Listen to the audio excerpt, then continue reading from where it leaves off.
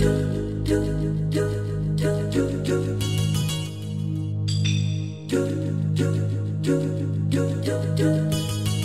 everyone, welcome back to the 41st episode of Canadian Gamers.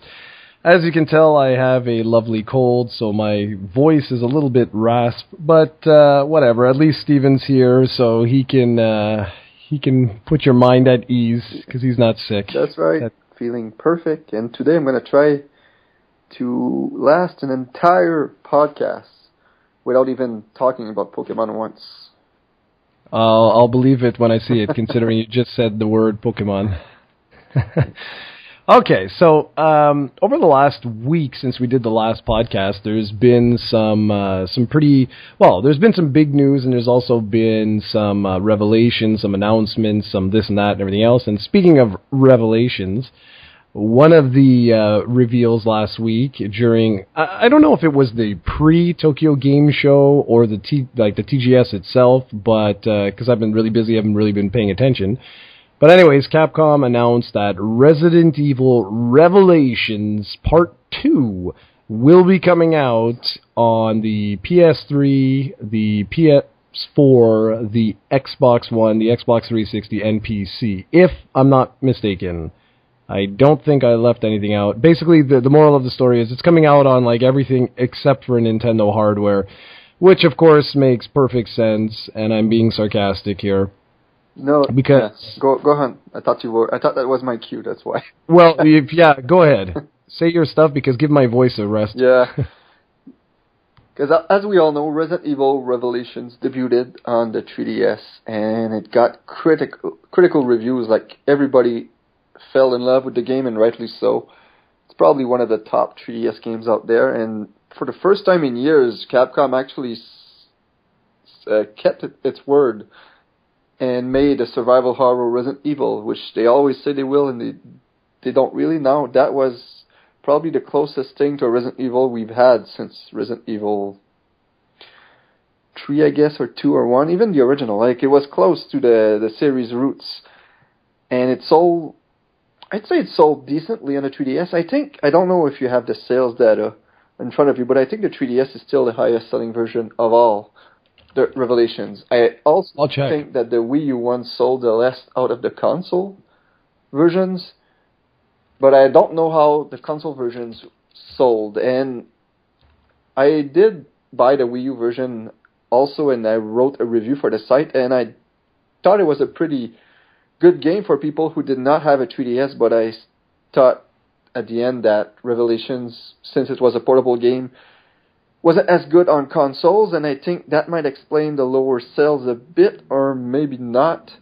But the point is, this is extremely frustrating as a Nintendo fan. Even though I own all the other consoles, this series came alive on Nintendo platforms. It started on the 3DS, and now Capcom are just basically saying, fuck you to all their fans.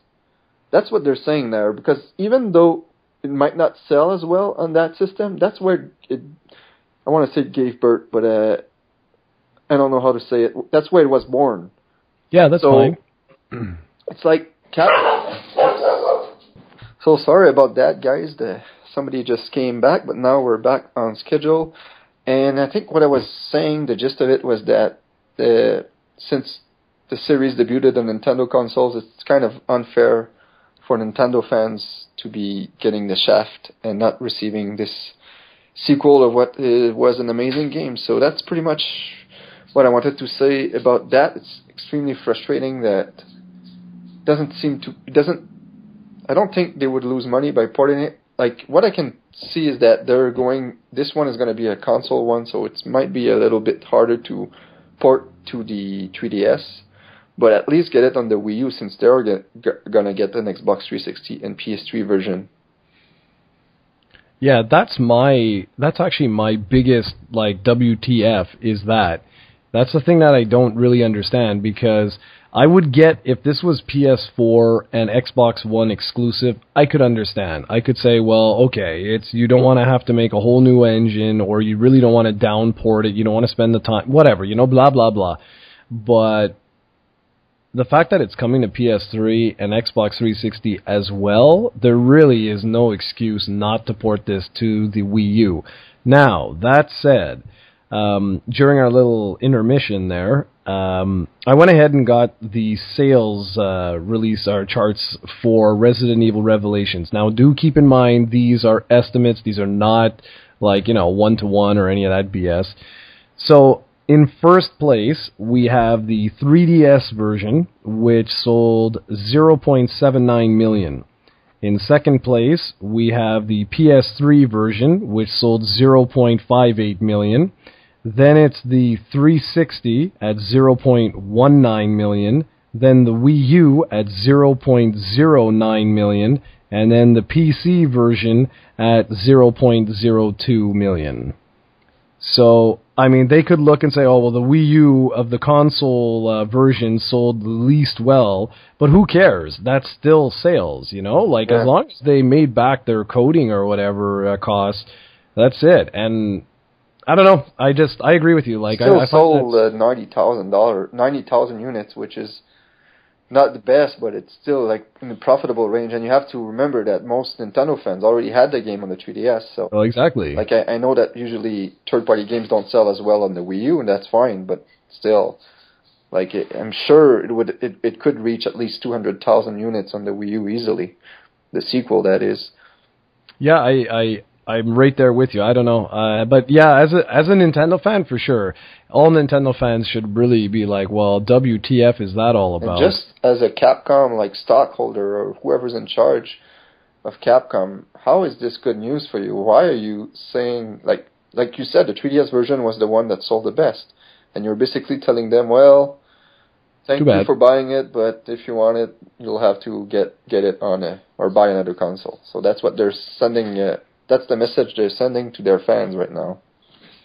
Yeah, I agree, man. I don't know. I really don't know. This is one where I'm totally lost. I don't get it. But you're going to hear that a lot in this podcast because there's a lot of news we're going to talk about here that has both of us sort of scratching our heads, going, I don't get it. And the next bit of news that we're going to talk about here is, did you know that the Xbox One launched in Japan today? And today is the September the 4th. I believe, though, in Japan it's 12 hours or 24 hours away. Anyway, whatever.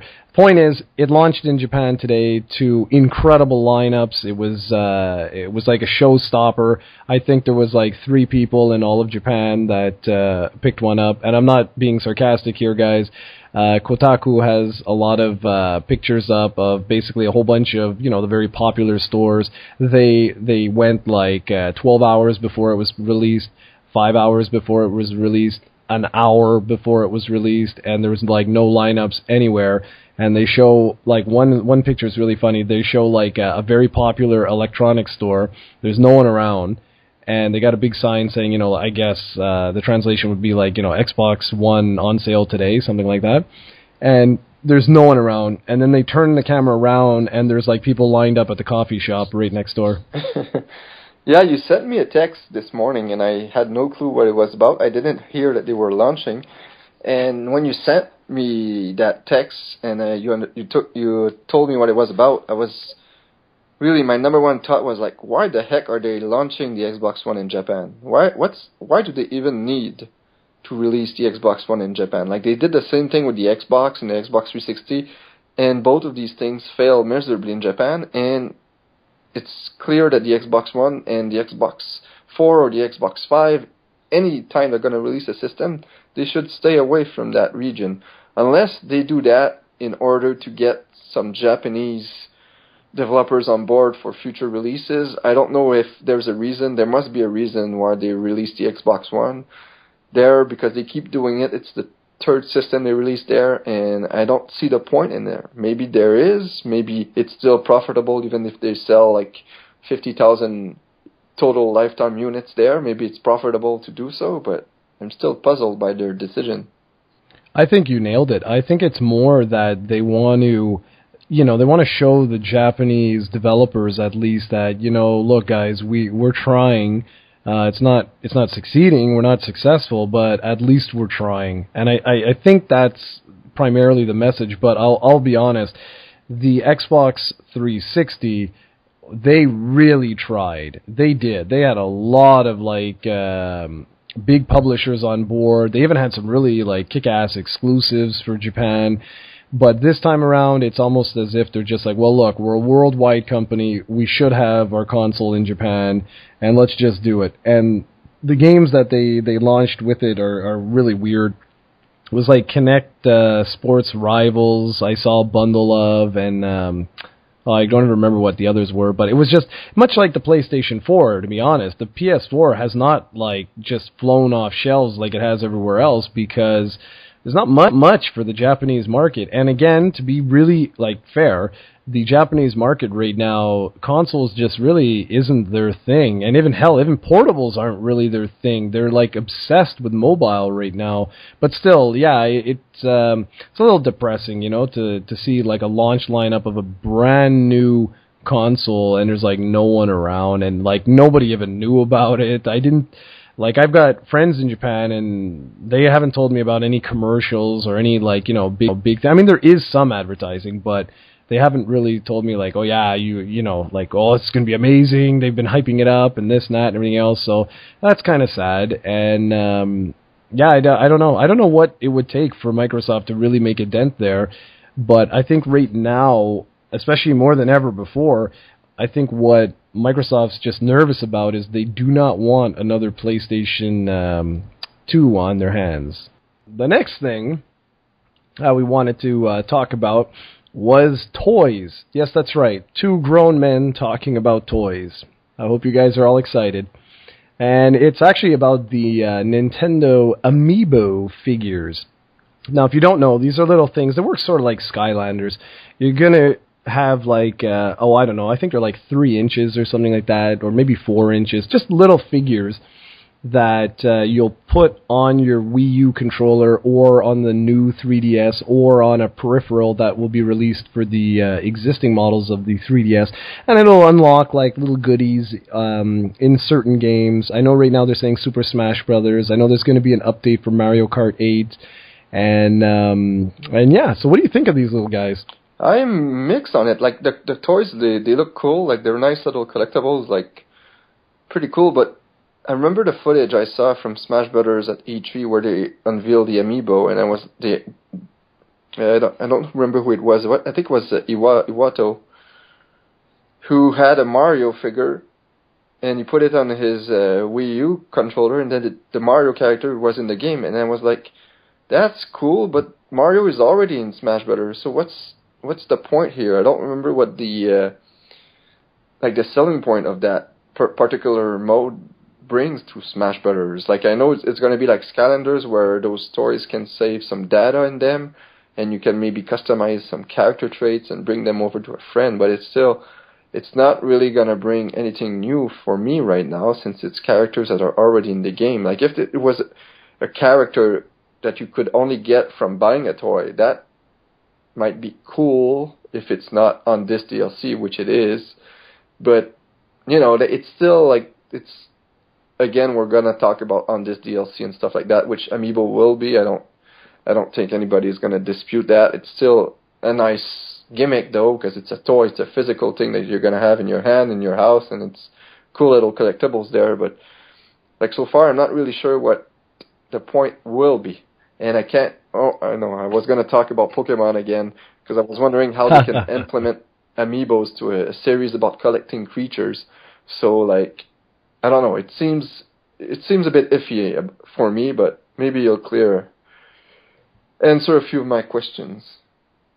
I wish I could. For Nintendo right now with the Amiibo, I can't answer very many questions, because unlike Skylanders and Disney Infinity, which, for those that don't know, the whole point of that is exactly what Steven just said. You go and you purchase these physical little toys in order to actually unlock said character in the game itself. But just like you said, it's not like Mario or Samus or Link or whomever isn't already in the new Smash Brothers. So I don't quite get it either.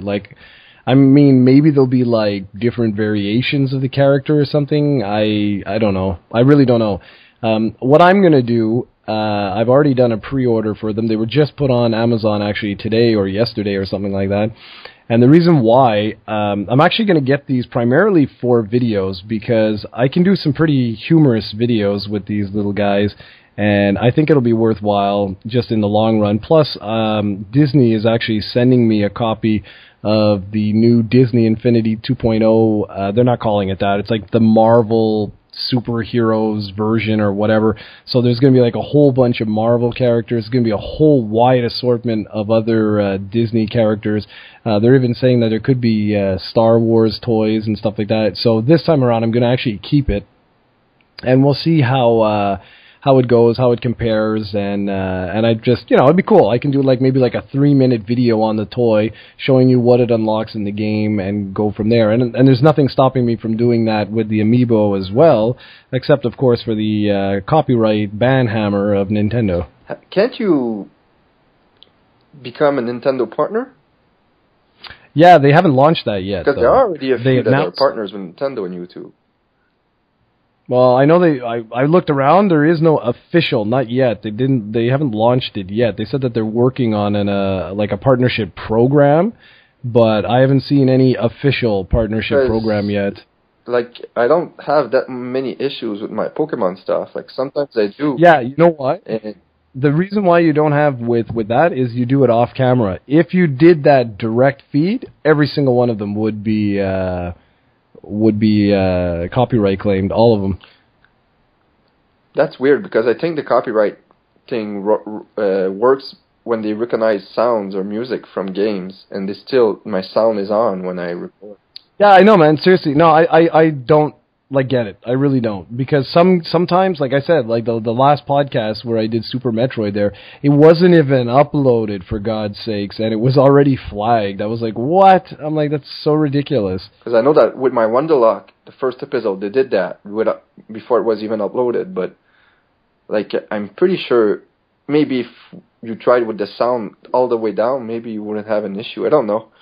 There's something that's, I don't know either. Because it sucks because there's a lot of games we could cover. Like I told you in the comments, Sightback 64, I'd really like to see a review of that game. Well, man, look who you're talking to. I would love to cover all those classic games. I mean, I got a Super Nintendo here, cleaned it all up, and with the intention of covering all these classic SNES games that I've got from over the years, but I'm like, well, it just sucks if every 2 seconds I'm going to have these stupid bullshit copyright claims. It's not like I'm doing a Let's Play, because for Let's Plays I can sort of understand. You're showing the whole game type of deal. But for review and stuff like that, I'm showing a snippet. I'm highlighting the game, and that is fair use. Yeah. So, whatever. Anyway, so yeah, you guys, you can look forward to those little figure things, little reviews. I think it's going to be fun. It allows me a little more freedom than my generic reviews, and you guys get to laugh at me. So that's always fun. Yeah, it will be. All right, next up, we've got Dragon Quest. Now, since I did an entire video on this, you can go ahead and talk a little bit about this. Yeah, I just watched your video this morning, which was pretty freaking cool, actually, because you can see that you were really mad. You were madder than usual, and you being mad is really, exaggerating a bit because you're still, politically correct and all that, but it was really you brought out some extremely good points about if they want this series to grow in North America, they're going to have to release some damn games. It's as simple as that. And sure, it won't be the super success of other games, but still, if you start and eventually people will buy the games, especially Dragon Quest 7, which is probably a pretty good game. I've never played it, but I've heard good things about it. So if you release games, you're going to get the series known that eventually will sell, and I'm still convinced that Dragon Quest 7 would be profitable here. I'm not telling you that it will sell millions, but they'll make a profit out of it. I can't see how they would not. And they've actually announced a new game now, Dragon Quest Heroes, which you also talked about, which will probably not come here, and it's not that big as a deal as you say, because we can always import that one. It's going to be on region-free systems, but it's just the fact that it won't have the opportunity to grow the series over here, and also importing a game is not cheap. So those are all issues that we should not have to fear. That game should be here. Like, we had a pretty good record with Dragon Quest VIII, and then we got all the all the main DS ones, and now they've just stopped releasing them for some reason. Like, if it wasn't for Nintendo, we probably would have had Dragon Quest IX, and that's it. Because I think Dragon Quest IX was really published by Square here, but all the other ones were published by Nintendo via that deal. So, like, it's their own IP. They should show more faith in it, and if they want to grow, like, even like I don't know if you read my comment on your video. I talked about how they were disappointed by the sales of Tomb Raider, and that's like, are they stupid or something? Like, Tomb Raider sold what, like 3 or 4 million copies easily, and that's disappointing. Apparently. I'm actually going to check right now, but yeah, it was crazy how much it sold here. It's like over 5 million. That's disappointing to them. Yep. Very disappointing. It's an epic fail. Like, I don't understand. I don't want to retread what I said in the other video there. There's no point, but seriously, it's pathetic to me. I just don't. Like I said in that video, like, I just don't understand. It doesn't make any sense. And someone made a really good comment too. They said, imagine Atlas. Look at what Atlas did with the SMT series. When that series was first launched in North America, no one knew what the hell it was. Now it's actually able to sell over 1 million units. And it doesn't matter which system the game comes out on, it's now a popular North American RPG series. And so if not Persona, but if SMT can do that, there is no reason in hell why Dragon Quest can't. Now, I would understand if anime like bombed here, but it didn't. There are legions of Dragon Ball and Dragon Ball Z fans. So, like, people like anime. They like everything that Dragon Quest represents. North Americans like, and it's just, like I said, like, you've got to get games out there and stay with them, have faith in them, and build your legacy up. You can't just release, like what I had mentioned was like Dragon Quest VIII. You can't just put all that effort and time and marketing into Dragon Quest VIII and then just say, well, okay, we're done. Like, that doesn't make any sense, and it's really annoying. As a fan of the series, it's really annoying. If I wasn't a fan, I wouldn't really give a shit. I'd be like, yeah, whatever, okay. But I am a fan of the series, and it drives me up the damn wall knowing, like, this Dragon Quest Heroes game. Yeah, it's a side game in the series. It's not a numbered entry, but who cares? It looks fun. It looks cool. And we know, like, the odds of that actually getting released are, like almost non-existent, even though there's only a little bit of text because it's an action RPG in the vein of like Dynasty Warriors and stuff like that. So this would take literally no time to translate at all. And if we were to even get it, it would probably be like 2016, 2017. And it's pathetic. So whatever. Yeah, I think you've covered everything. And even you said that Dragon Quest VIII was their #1 selling Dragon Quest game in North America ever.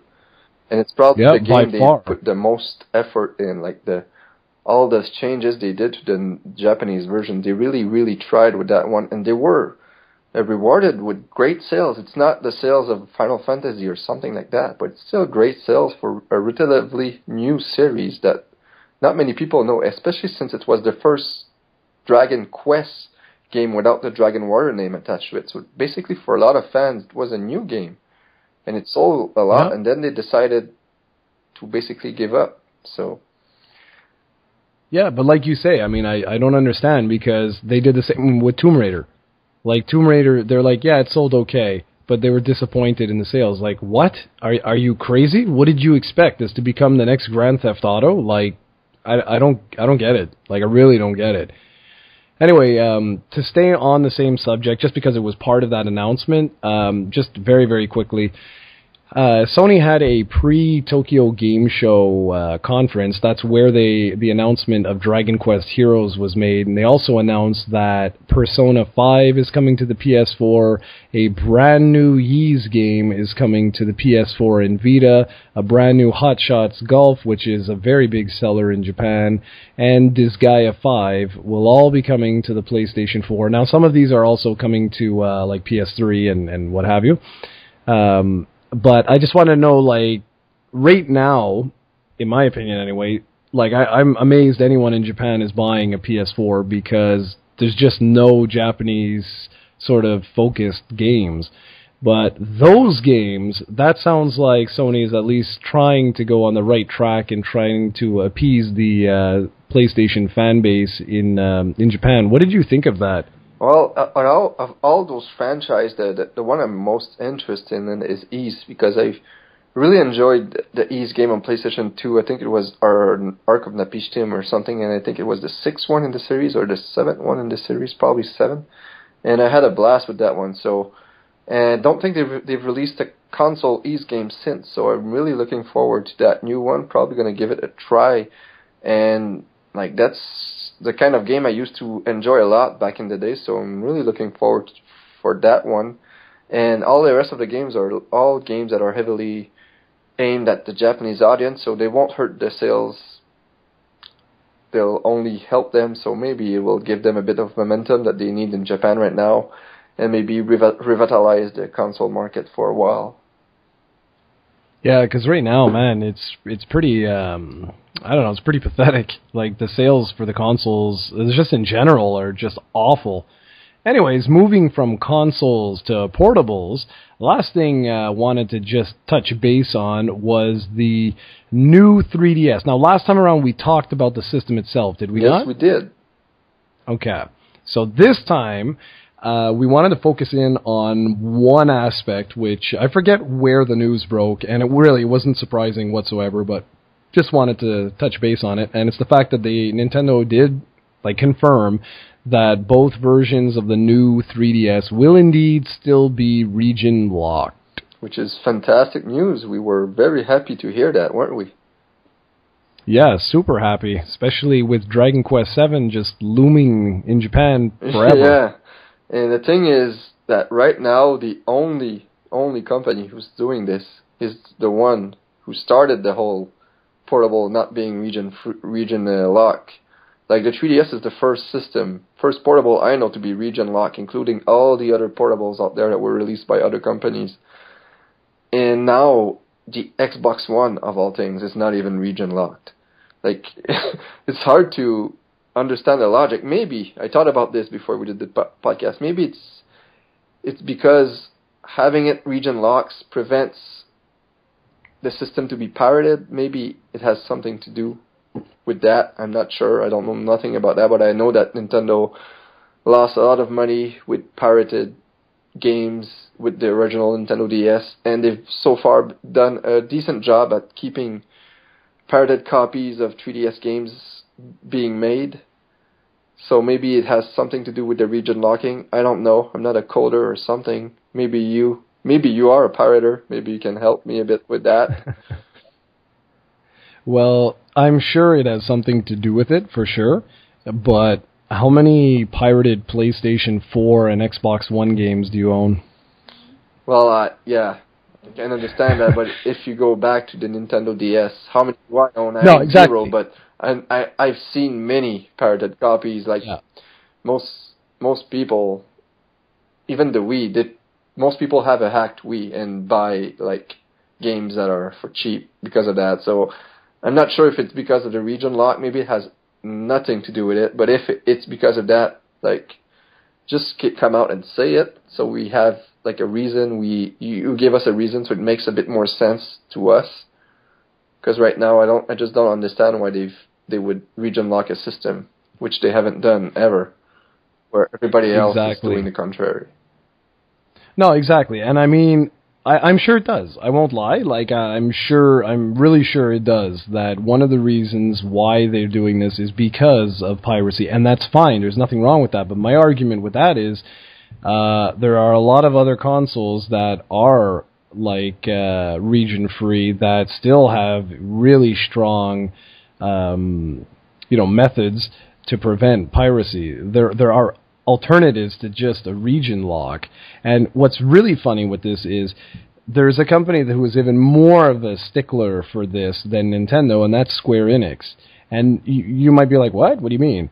Dragon Quest X was region locked. It would scan your IP, and if it saw that you were not from Japan, it would not allow you entrance into the game. This is one of the problems. This is one of the reasons why I had issues with the PC version. So what I had to do was connect to a VPN, which is a virtual private network, that basically masked my IP, and so when the server login saw me enter, it would say, oh, he's from Japan. The problem with that is it slows the entire internet process a lot. And when I tried to Twitch, like live stream my gameplay, it was a disaster because I wasn't able to get the full speed of my internet because I was being rerouted through all these different servers in order to mask my IP. Now, what does this have to do with anything? Well, Square Enix is actually removing the region lock from Dragon Quest X because of the 3DS. They're saying that, like with the 3DS version, they're like, well, what if someone is traveling to Canada, for example, and they bring their Japanese 3DS with Dragon Quest X in it, and they still want to log on for like, an hour or two in the hotel? Why would we prevent them from doing that? So, to me, this is stupid. This really is stupid. In today's day and age, especially with global commerce and stuff like that, Nintendo's original reason why they did not have region locks on the Game Boy was because they said, well, it's a portable. You're going to take it with you. You're going to go to the airport. You're going to fly around the world. What if you want to pick up a game while you're in another country? You could just put it in, and away you go. But now, suddenly, that reasoning is no longer valid, and it doesn't make any sense why that is. Yeah, it doesn't, so it's really, really weird. Like, I'm guessing the only reason it's there is because of piracy, but like you said, there are other means to prevent it. I don't know. Yeah, I don't know either, man. So, anyways, guys, that's what we really wanted to cover today. We've got a couple of retro stuff lined up for you for the next few weeks, so you guys will have some good stuff to check out. And Steven's sending over his little USB keys, so his Wonderlock series will continue. You see, we were able to plug Pokemon. Yeah. There you go. Thank you. And outside of that, I believe that's all. So we'll try and get another one of these one of these podcasts up next week for you guys. And thank you for joining us. Salut.